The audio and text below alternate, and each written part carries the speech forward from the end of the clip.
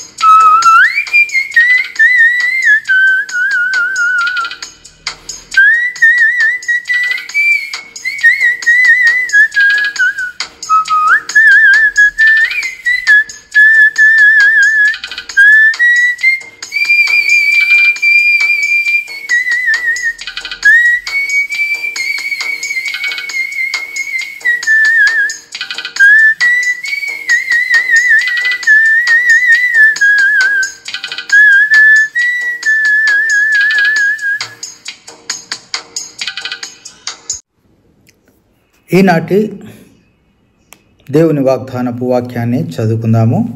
ప్రకటన గ్రంథం 2వ అధ్యాయం 10వ వచనం. నీకు జీవ కిరీటం ఇచ్చేదను. ప్రభునందు ప్రియమైన దేవుని ప్రజలారా, ఈ వేకోజామున ప్రభు ఘనమైన నామంలో మీ అందరికీ వందనములు, శుభములు తెలియజేస్తూ ఉన్నాను. ఈ వాక్యము దేవుడు స్మరణ సంఘం గురించి తెలియజేసినటువంటి వాక్యం. భక్తుడైన యోహాను పాత్మాసు ద్వీపంలో పరవశుడై పరలోక దర్శనము చూచున్న సందర్భము. అట్టి సమయంలో ప్రభువు 7 సంఘాల గురించిన విషయాల్ని యోహానుకు తెలియజేస్తూ వీటి గురించి నీవు రాయాలి అని చెప్పాడు. ఆ 7 సంఘాల స్థితిగతులను తెలియజేస్తూ అందులో ఒక సంఘమైనటువంటి స్మరణ సంఘం గురించి, ఆ సంఘం యొక్క స్థితిగతుల గురించి తెలియజేస్తూ అందులో చెప్పినటువంటి మాట చివరిగా నీకు జీవ కిరీటం ఇచ్చేదను అని అన్నాడు. ఈ స్మరణ సంఘము అపోస్తలుడైన పౌలు 3వసారి సువార్త దండయాత్రలో స్థాపింపబడినటువంటి సంఘం. ప్రభు అయిన క్రీస్తు ఎలాంటి విమర్శ చేయని సంఘం ఇది. మిగతా 6 సంఘాలలో ఏదో ఒక లోపాన్ని దేవుడు చూపించాడు. అయితే ఈ స్మరణ సంఘం మాత్రం ఎలాంటి లోపం లేకుండా ప్రభు పరిచర్యలో శ్రమలను అనుభవిస్తూ, కష్టాలను అనుభవిస్తూ సాగిపోతూ ఉన్నటువంటి సంఘము, ఆదర్శవంతమైనటువంటి సంఘం. కనుక ఈ సంఘానికి దేవుడు చెప్పినటువంటి మాట ఏంటంటే, ఈ శ్రమలు ఉంటాయి, కష్టాలు ఉంటాయి, అయినప్పటికీ అంతం వరకు సహించితే నీకు జీవ కిరీటం ఇస్తానని వాగ్దానం చేశాడు. కనుక ఇలాంటి సంఘం గురించినటువంటి విషయాల్ని మనము అర్థం చేసుకునేటప్పుడు యాకోబు కూడా జీవ కిరీటం గురించినటువంటి విషయాన్ని ఆయన తన పత్రికలో రాశాడు. యాకోబు పత్రిక 1వ అధ్యాయం 12వ వచనంలో, శోధన సహించువాడు ధన్యుడు, అతడు శోధనకు నిలిచిన వాడై ప్రభు తన్ను ప్రేమించు వారికి వాగ్దానం చేసిన జీవ కిరీటము పొందును అని విషయాన్ని తెలియజేశాడు అక్కడ. కనుక ప్రియ దేవుని ప్రజలారా, ఈనాడు క్రైస్తవులమైన మనం స్మరణ సంఘం వలె ఎన్నో కష్టాలు శోధనలను సహిస్తూ ముందుకు వెళ్ళాలి. ఎలాంటి ఇబ్బందులు ఇరుకులు లేకుండా సాగిపోయే సంఘము శోధనను జయించే సంఘము కాదు.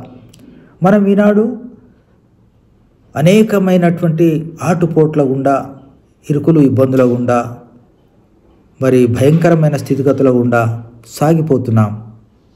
అట్టి సాగిపోయే సంఘంలో నీవు ఉన్నావా? అట్టి శ్రమలు అనుభవించే సంఘంలో నేనున్నానా అని ప్రశ్న వేసుకోవాలి. మనకు జీవ కిరీటం రావాలంటే, దేవుని దగ్గర ప్రశంసలు పొందాలంటే మామూలుగా క్రైస్తవ జీవితం జీవిస్తే సరిపోదు. ఉన్నామంటే ఉన్నాము, వెళ్ళామంటే వెళ్ళాము, గుడికి వెళ్ళాము, వచ్చామంటే కాదు. క్రైస్తవులమని పేరుకు మాత్రమే జీవిస్తే సరిపోదు. ఆయన ధవళ సింహాసనంపై న్యాయపీఠం ముందు మనం నిలబడిన సమయం వచ్చినప్పుడు నీకు జీవ కిరీటం ఇవ్వాలంటే ఈ లోకంలో కొన్ని శ్రమలు మనం అనుభవించాల్సిందే. శ్రమలను సహించువాడు ధన్యుడు. అట్టి ధన్యత మనం పొందడానికి ప్రభు మనకు కృప అనుగ్రహించి అంతం వరకు సహించేటువంటి ఓర్పును మనకిచ్చి సాగిపోవడానికి దేవుడు మనకు తోడయుండునుగాక. ఆమెన్. ప్రార్థన చేసుకుందాం. ప్రేమ కలిగిన మా ప్రియ పరలోకపు తండ్రి, మహోన్నతుడా, నీకు వందనాలు, స్తోత్రాలు. అయా వేకోజామున మీ పాద సన్నిధిలో మీరు మాకు ఇచ్చినటువంటి నీ మెలనైన స్వరాన్ని బట్టి, నీ వాక్కులను బట్టి వందనాలు. మీరు మాకు ఇచ్చిన హెచ్చరికను బట్టి స్తోత్రం. అంతం వరకు సహిస్తే మాకు జీవ కిరీటము ఇస్తానని వాగ్దానం చేసినావు. ఈ లోకంలో మా ప్రయాణం నాయన మరి ముళ్ళ ప్రయాణమే, పూల పాన్పు కాదు. కష్టాలు, ఇరుకులు, ఇబ్బందులతో మరి జీవించే ఈ జీవితంలో మాకు సహనాన్ని, ఓర్పును దయచేయండి. అంతవరకు మేము ఓపికతో నీ అందలి భయభక్తులు కలిగి జీవించడానికి కృప దయచేసి నీవిచ్చేటువంటి జీవ కిరీటాన్ని పొందడానికి మాకు సహాయము చేయమని వందనములు, స్తోత్రములు, కృతజ్ఞతాస్తుతులు చెల్లిస్తూ యేసయ్య అతి శ్రేష్టమైన నామమున స్తుతించి ప్రార్థించి అడిగి వేడుకొంచున్నాం తండ్రి. ఆమెన్. Praise the lord.